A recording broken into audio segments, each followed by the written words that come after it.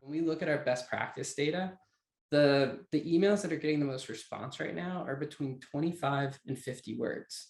I mentioned that 11-second reading time. Basically what we're looking at here is this person's not going to read this entire message. And so I want to increase the likelihood that they read every single word within this email, right? And so that's what I'm doing here by just simplifying it down. Now I start with an observation, I tie that back to a challenge, and then I'm basically providing some credibility that we can solve that challenge.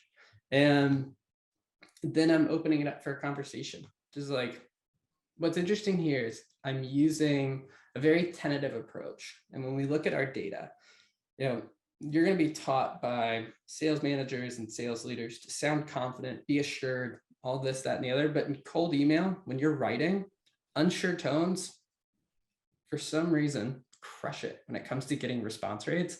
And so, like, if I'm trying to, impart any sort of wisdom on you, it's, try to be unassumptive. Try to use words like, you possibly already have someone in place right here. Correct me if I'm wrong. That's a great phrase to just like sprinkle into your writing, because what it does is it invites them to engage back with you, but you're not coming across as this overly pushy person in their inbox who is essentially not invited, right?